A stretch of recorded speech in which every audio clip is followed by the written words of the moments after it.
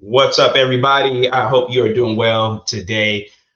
In this particular video, we're going to dive into college savings, right? Saving for college, but also keeping in mind that we want to save on the cost of college as well. I always say that it's equally, if not more important, to think about saving on the cost of college as much as it is saving for college and preparing for college. So I'm going to share my screen right here. Let me pull this up, and there we go. You can see my screen. I'm also probably going to remove myself pretty quickly, but in the meantime, sharing my screen, saving for college, right? The right way to save for college, and some of the right things that you understand. Now, I get a lot of parents that have younger students, maybe early high school, maybe even middle school, or even earlier, and questions often come up, right? Like how I'm in different, maybe Facebook groups or different forums.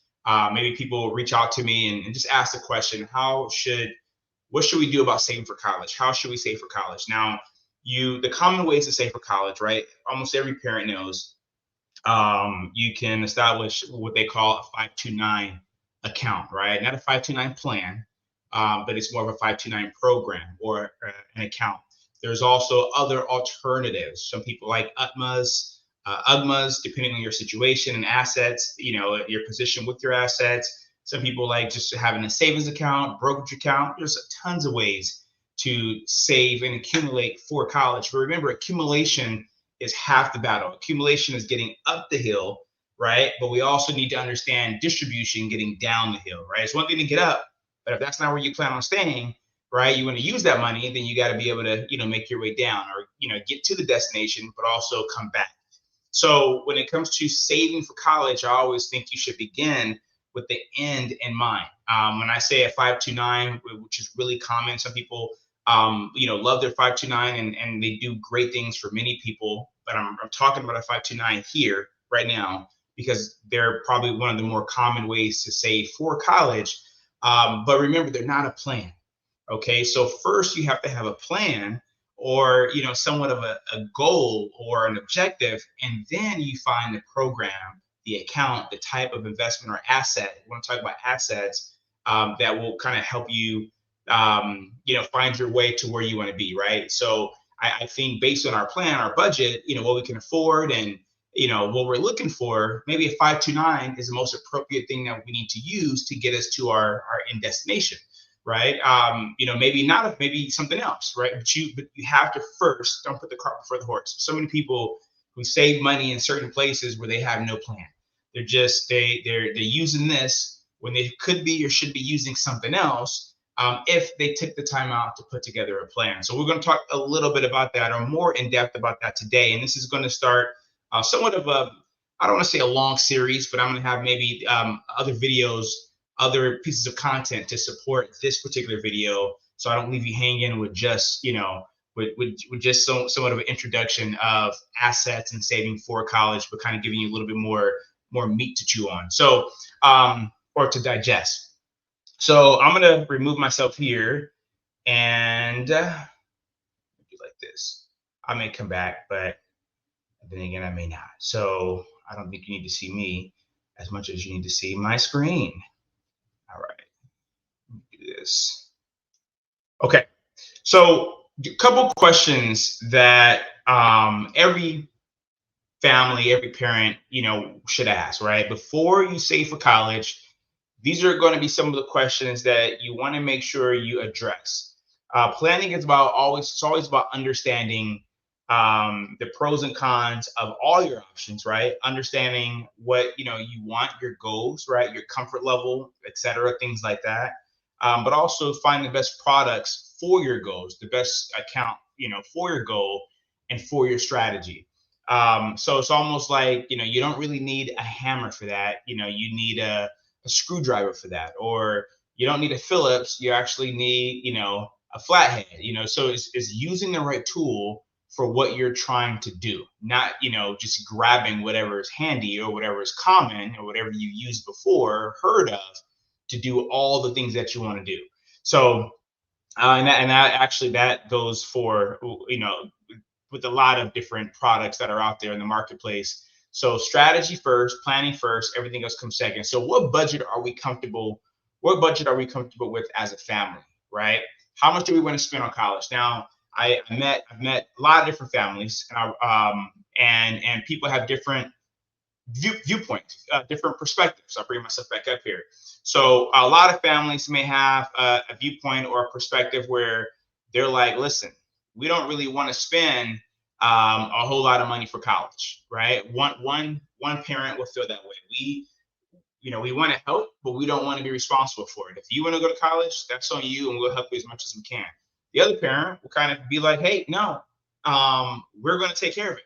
I don't want you worrying about anything. I want you to go to school. I want you to go to a good school, one that we could afford, but I don't want you to worry about anything. So as a family, as a college planner, we're not there. We're not therapists. We're not psychologists. We can't we can't tell you exactly how to think and what's best for your family, but you need to have that conversation and make sure you guys are on the same page within your household, right? And then have that conversation as a family with your student. What budget are we comfortable with? We're comfortable spending $5,000 a year. We're comfortable spending $10,000 a year. We're comfortable spending maybe 20 or 30. We're comfortable spending whatever we have to spend, based on where you want to go. But that is important to know as a family. So as you get through this process, as you go through this process, you are all on the same page. There's no surprises. Maybe you're comfortable taking out loans. Maybe you're not, but that needs to be addressed. So what budget are we comfortable with as a family when it comes to spending on college? And that is the budget that I think if you have the ability to, let's say you have 3 years to go, 2 years to go, maybe more, or depending on how much time you have, I think whatever that budget is, and if you have the ability to set aside that money now, like if you're saving $5,000 a year for college, I think you should start that today. Saving $5,000 a year for college, not wait as far as our budget is $5,000 to spend on college, but whatever you feel like you may want to spend in the future, if you have the ability, I think it's important to start saving that amount now, just to kind of get a head start on what you would need when that time comes. So next question is, if college began next week for my student, what will we be expected to pay? Really important to understand this. What are we going to be expected to pay? Now, this is kind of a loaded question, right? You want to get answers to these questions as a reminder as I go through some of these questions. If college began next week, so I tell every family that I work with, consult with, speaking somewhere, if college were to begin tomorrow, I don't say next week, but if it were to begin tomorrow, what am I expected to pay? And the reason why that's important is we're beginning with the end in mind. It takes that future cost, it bringing it to today and giving us an understanding of what we are projected to pay based on our situation. Now, depending on how much time you have between now and when college begins, there's going to be spikes in tuition. Cost of attendance is going to rise, right? But your situation may also change. You may make more money, you may make less, depending on your situation. But it's always good to get a preview of what you're expected to pay. So that way there's no sticker shock when that time comes. Now, you see the prices at different universities, but when I say, what are we expected to pay, it's going to be based on your situation. You may be surprised that in your situation, you actually may have the ability to receive some financial aid. In your situation, if your student had a 3.5 or 3.0 GPA, they may have the ability to receive certain scholarships to lessen that burden. So it's always good to understand at specific colleges, right? I got this state college, I got this local private college, I got this dream college that I've always wanted to attend, or I wanted my kid to go to. If we were to, look into some of these universities, what would we be expected to pay based on our information, based on our situation? And this is going to help you budget and come up with somewhat of a strategy to cover the cost. Now, why, right? The next question is, why would I be expected to pay that amount? What factors are used to determine that estimated cost? Is it my income, right? And there's really not a whole lot I can do when it comes to my income, especially if I'm a W-2 employee and I may have high income, or maybe I can't change that. Is it now, if I'm a small business owner, maybe my income is something that I have the ability to kind of change, right? Maybe I just decide to pay myself differently because this expected cost is heavily predicated on that income. Maybe it's not income. Maybe it's your assets. Maybe you're waiting for that next big deal, that real estate purchase or that investment, or you're saving to renovate your home, and you have $150,000 in a savings account. Maybe it's that's kind of, costing whatever your expected contribution to be where it is. So if you know that, then you can kind of say, okay, well, before we complete, the necessary or the required financial aid forms, maybe we spend that 100,000. We do that renovation before we do that. We buy that car, we make that purchase, we go on that vacation, and we make that investment beforehand. But it's always good to know, hey, what are we expected to pay? Why would we be expected to pay that amount? And what factors are going to be used to determine that estimated cost? This kind of keeps you in the know, right? Keeps you in the know. Also, is it possible to lower that expected cost? If so, how? And to what benefit? So if I'm saving money and I save in a 529, or if I save in my savings account for college, is that going to be, some people like to use life insurance policies, right? Is it going to be beneficial for me in the long run? Is it possible, to whatever my expected cost is going to be, is what we are, our assets that we have that we're saving in, are they going to have an impact on our ability to pay for school as far as receiving aid and other benefits from the university or from the government, depending on your situation? So is it possible to lower that expected costs? Well, yeah, if you can, if you understand why your expected cost is what it is, and you understand that it's something that is within your control, that's how you would pretty much dictate if it's possible to reduce or lower that cost. And if so, to what benefit? It may not make a difference, or not a difference, excuse me. It may not make as much of a difference as it, will cost you to make a change. So, for example, you have rental property, right? You have, let's say, $200,000 of equity in that particular property. That is going to be assessed and counted against you when it comes to aid eligibility. But it may not make sense to take that equity out of your property. It's not that simple. It's not that easy, especially with interest rates being higher than what most of us are comfortable with. So, if you can take that equity out of your home and it saves you maybe $7,000 a year, but it's going to cost you maybe $8,000 to $10,000 a year, it's not worth it. So, will this particular change help our situation? Maybe, or yes, but is it worth the cost? Is it worth it? To what benefit? That's kind of, and at what school? So some schools may, assess the equity in your home. Some schools may not. Some schools look at this. Some schools don't. So, and we'll talk more about that in other videos. But it's important to understand at the schools that you're considering. Again, as we go back to that, based on your situation. One thing I digress a little bit. I see so many people ask questions, and they're getting responses from people that don't know their situation. No one can really tell you what you should do. No one can tell you that without knowing or understanding your situation. So everything that you're hearing is really going to be just an opinion, right? Someone's thought or opinion on what you should do, or what may have worked for them or their neighbor or their niece or their brother or whoever, may not work for you. So it's always important, and this is where you want to probably consider consulting with a financial advisor, or maybe a financial aid professional, or someone who can help you navigate this process based on your situation and their knowledge of the process. But you can't get opinions from people based on your situation that they may or may not. Most of them probably wouldn't know, especially if it's in a public forum. So anyhow, but is it possible, right? Based on my situation, based on the schools that we might be considering, what are we looking at? And this is really important for those of you that are sophomores, juniors in high school. Really, really, really, really, really important to understand some of the answers for these questions. Now that I understand what my projected cost might be, how much will we need to save to cover the projected cost? Okay, we need to save $23,000 per year. We need to save maybe $7,000 that we're going to have to pay per year. $28,000 total, or $164,000 total, whatever that amount is. But now you know, right? Now you have a goal. You're reverse engineering this thing. What are the best ways to save for college to reach that savings budget or that goal? Are we looking for accumulation?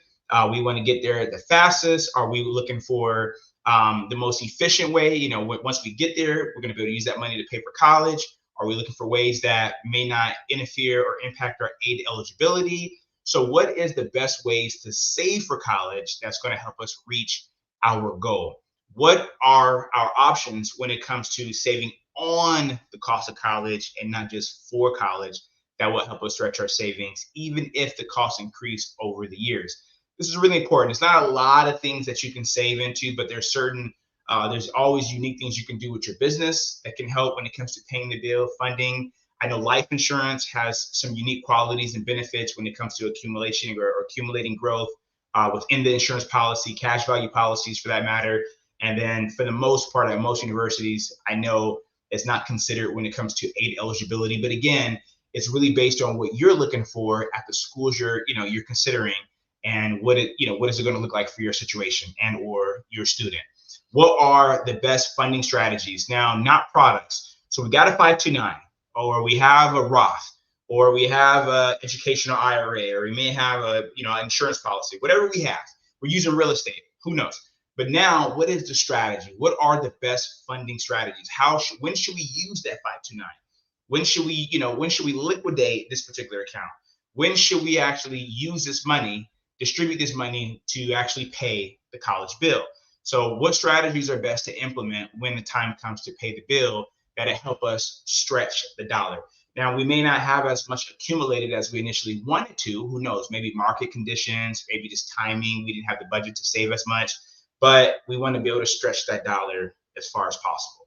So that usually comes with the strategy in addition to the right product. So the strategy comes first, right? The product and the account, whatever you're going to use, typically would come after. So now this is a good question that you should ask yourself, right?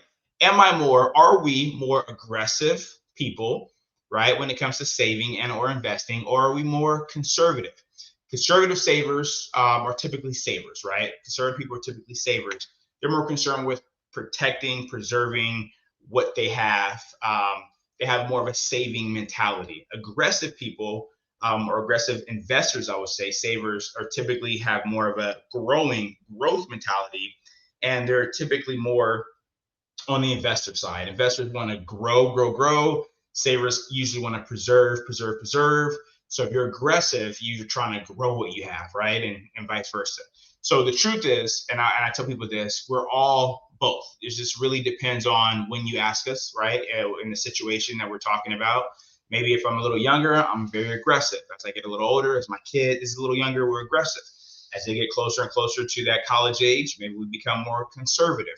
Some people would probably prefer to be, conservative the whole time or aggressive the whole time. But depending on when you ask us, right, depending on what we're talking about, serious money, we may be a little bit of both, but it just depends on the day and what we're talking about. So, but as an investor or a saver, we can all agree, and we're going to talk a little bit about something that you may not have heard of. We're going to talk about the perfect savings account, okay, the perfect asset. So we would all agree that if it were perfect, it'd have 100%, we would have 100% access or liquidity. We can get our hands on our money anytime that we needed to, right? It'd be very flexible. It can be used for educational expenses for all our kids, not just for one kid. Even if one kid decided that they didn't need it, we can use it, in other ways, right? Or maybe they went to a non-traditional, a higher level education. Maybe it was trade school. Maybe they decided to start a business. Who knows? But we have the unlimited flexibility for the most part as far as how we can use the money. This would be sheltered or shielded from aid consideration. This is the perfect savings account. So no matter how much you save, your kid, based on other factors, may still qualify for financial aid. No market volatility or risk, but has unlimited return potential. Granted, I'm describing the perfect asset or the perfect way to save for college. So it'll be no costs, no expenses, and it'd be full transparency, right? So no costs, no expenses, full transparency, and it'd be tax deductible when the money is saved, when we add money to that particular account, when that money grows, and when we use that money. So it'll grow tax deferred, it will be distributed tax free, and we'll get a benefit when we actually contribute. Now, this is the perfect scenario. Regardless if you're aggressive or conservative, you're a saver or you're an investor, when you're looking to save money for college, these qualities that I just mentioned here would be, other than making your dinner, right, every day and making up your bed and getting picking out your clothes for work or the next day. These are all the things that would make it perfect, right? Would make it the best thing in the world when it comes to a savings program, savings account, or I like to call it an asset that we are contributing to. So, but the truth is, right, although this sounds really awesome, right, but I would always say the perfect savings account, it just does not exist. Does not exist. So when you're looking for and evaluating what you should do and what are your options, and I know that doesn't help you. I kind of, for some of you that were looking forward to hearing what I had to say, maybe you thought it was my way of kind of pitching a product. I'm not pitching a product. I'm not talking about a specific asset. But in a perfect world, if we looked at things as assets, it would do all those things. It'd be perfect, right? To do this, to do this, to do that, all these things that we wanted it to do. But we have to figure out of those things, what are the most important qualities that we're looking for? Maybe we don't really care as much about aid sheltering or shielding as we do, rate of return and accumulation. Maybe we don't care as much about accumulation as we might, with flexibility. So we need to figure out what matters most to us. Yes, in a perfect world, it have all those things, it check all those boxes. But as we all know, the world is not perfect, which is one of the reasons you might be watching this video, because college is so expensive. If it was perfect, you wouldn't even have to worry about this. So with that being said, but I would say there's hope. So although the type of account I just described does not exist, would you agree that there are assets that do have more access and flexibility for college and expenses than others, meaning more flexibility to actually get your hands on the money, more liquidity, more safe than others? You can save in a bank savings account, right? It's very safe for the most part, as long as the bank doesn't go under, but you don't have to worry about any market volatility.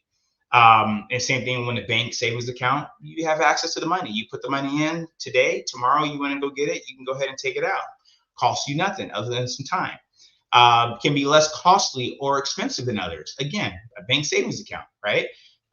It doesn't really cost you much to have open a bank savings account. Can yield a greater return potential than others. That's where the bank savings account may not do its job completely, right? Because we know, unless it's in a high yield savings account, even then, you're not going to get the competitive returns that you would get in the stock market, maybe in your brokerage account, mutual fund portfolio, real estate, long term, some cash value policies. But a bank can do all those other things, right? And some assets out there can have more tax benefits than others. Whether the money grows tax deferred, maybe the money comes out tax free, maybe you get a tax deduction on the contribution, depending on what state you're in. I know 529s, you have some benefit when it comes to taxes on the contribution. But there are some accounts that can do more of these things than other accounts, is the point here. So we may not be able to find all of that in one, but that's what we're on a quest to find, right? We want to find the asset that can do all these things, or as many of these things in one that will put us in the best situation, right? So would it also make sense that the one asset with the most combined access and or flexibility, sheltering, whether that be from aid, safety from volatility, high return potential, low cost and or expenses, and tax benefits be considered when it comes to our what we're looking for as a college savings vehicle, right? Be considered for your college savings. So if the asset that has the most of these attributes is what we should be considering when we're looking for a college savings program. So now we're finding the right characteristics as far as what we might be looking for. First, you need to have a budget and a strategy, right? Or like, this is how much we feel comfortable with. This is what we know our goal, what we need to kind of what we need to save based on our situation or potential situation. Now these are the products that that we can actually utilize. And now let's figure out what are all the the products that we can kind of review and the qualities that these products bring to the table to help us reach our goal, our strategy, and come up with the perfect scenario for us, for our situation. So what we're going to use is something called the asset scorecard, right? This is the asset scorecard. Let me kind of explain to you what that means. Asset is an acronym because it's easy to remember. A stands for access, right? You have access to the account. It's somewhat flexible, meaning you have access to the money, liquidity that you actually set aside. A for access. S stands for shelter, right? Shelter from aid calculation. If I have any typos here, my apologies in advance. But aid calculation, S stands for shelter. Second S stands for safe and secure, right? That could have been two S's right there, but safe and secure growth, the risk reward. So in other words, you want to make sure that as you're saving money, right, you are not exposing that money to volatility, to losing. It's going to grow safe and secure at a pretty competitive interest rate. So I don't know what a competitive interest rate is for you. Maybe let's say 8% is competitive. I know some 6% may be competitive depending on the time, but let's just say 8%. But the question is, to get an 8% return, do you have to risk 100% of your portfolio? Right? And that's where the risk reward kind of comes into play. Maybe it's only a 4% return, but you don't have to risk your portfolio. Who knows? But the whole point is that it does grow, but it's growing safe and secure. I would say ideally with some guarantees. And then E stands for expenses, from either free, $0, nothing is free, $0 to low, right? What do the expenses look like? And now it can do all these things as far as access. It can do all these things as far as shelter and safe and secure growth. But if it's going to cost me an arm and a leg, 80% of what I have, then it doesn't really help me, right? So we want, again, we're trying to check the boxes. Now, we may not be able to check all these boxes for one specific thing, but we got to check the boxes that are most important to us, right? Not necessarily what's just out there and available, but what matters most to us. And then lastly, T, taxes, right? Tax efficiency. So I don't know if you're going to get a tax break on the front end. I don't know if you're going to get a tax break on the growth. I don't know if you're going to get a tax break on the back end, but you may want to consider a program that you get some type of tax benefit associated with, having that particular asset, that program. But we want to run anything that we're considering. We want to take a bank savings account, run it through how many boxes does it check here. We want to maybe consider real estate. How many boxes does it check here? Same thing when it comes to 529. How many boxes? Maybe an IRA, boxes, life insurance. How many boxes does it check? We want to make sure we can check as many boxes. Now, the most boxes that are checked for that particular asset class or that particular savings account, that's the one that typically you should probably focus more on or go in depth as far as learning the real possibilities of what that looks like for your situation. So, for example, I talked about bank savings account a little earlier. Now, we know it checks the box as far as access and flexibility. It does not check the box when it comes to shelter from aid calculation unless it's under your specific asset protection allowance, right? So the older you get, the more the government allows you to have before it's assessed when it comes to aid eligibility. But anything above and beyond that, it will be assessed. So you would have to review or understand your situation again, and kind of see where you stand. Sometimes it can be 23,000 or 34,000. It really depends on your situation, the age of the oldest parent in your household. But typically, if you're looking to save a bank savings account for college, you would be beyond that threshold. So sheltering from aid calculation wouldn't help you. So it doesn't check that box. Safe and secure growth is definitely safe and secure, but it does not have a double digit or a reasonable competitive growth rate. So it's kind of a half box checked. The expenses are relatively low, $0, right, to low. As long as you keep your account in good standing, you shouldn't really have to pay anything. And it checks that box. Tax efficiency. Money goes in after tax dollars. I think there is capital gains in the savings account. But pulling the money out, you may have, some tax benefits on your, anything above your cost basis. So you may have some slight tax benefits. Maybe that's a half box checked. And if that's what you're looking for, then a savings account is as simple as you need to keep it, right? That's all you need to do. It doesn't complicate anything with diversification, growth, taxes, anything like that. But it is very conservative. And depending on where you are and how much money you actually can afford to save, you might need to consider some other things and get interest and growth on your side of the equation. But anyhow, that's kind of how that works. So here's some common ways that people actually look at, saving. So people look at, 529 accounts, as I mentioned earlier, real estate, brokerage account, whole life. There's also index life, annuities. UTMAs, UGMAs. These are some common ways, cash equivalent, bank savings accounts that people actually look to save money. Now, if you're watching this, I've also talked in another webinar for parents on different pros and cons for some other, ways to pay for college, right? Funding college, not just saving. So if I go back to the previous slide, these are not just always, like just a savings account. So people may have real estate where you're not saving necessarily in real estate, but these are assets that you would typically use that you've accumulated some type of value, and then you're going to use it, liquidate it to pay for college. So these are not just savings account. Obviously, the 529 savings account, maybe a brokerage account, maybe an insurance policy, or even cash in the bank. But I know there's some other assets here that are not necessarily savings, using air quotes here, savings accounts, but you can use this actually to pay for school. We're going into the webinar. If you haven't seen this webinar, please check it out. I do talk about some of the pros and cons of a 529, using income to pay for cash, using home equity. And I do plan on going into greater detail and depth on those specific asset classes. But we talked about that, and I encourage you to check that out. You can fast forward to maybe at the end, but the middle when I get into that particular topic or those topics of the conversation.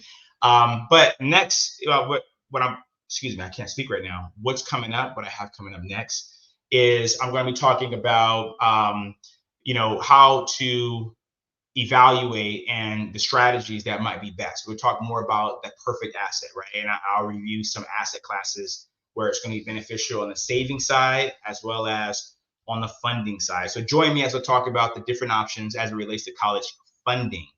Okay, so it's one thing, again, to build and accumulate, but it's another thing to be able to pay for school in the most efficient way. And we always begin with the end in mind. This is going to help you evaluate the best options for your family and your goals. And you can feel free to reach out to me with any questions or thoughts about this video, the webinar that I just mentioned, any other video that you have, or something that you just may be considering. Maybe it doesn't have to be video related. You can reach out to us or me at info@agreatabovecp.com. Some of you have access to my calendar. Please, take the time out to schedule the time. We can speak, we can talk a little bit more.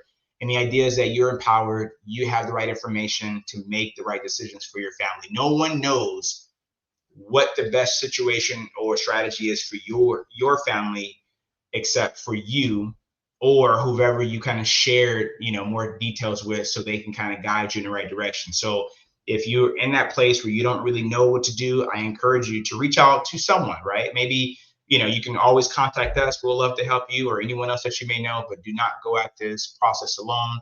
It is too expensive to make a mistake. And I always say, what you don't know can definitely cost you. So thanks for watching this video, and be ready for the next one coming up. We'll talk to you soon.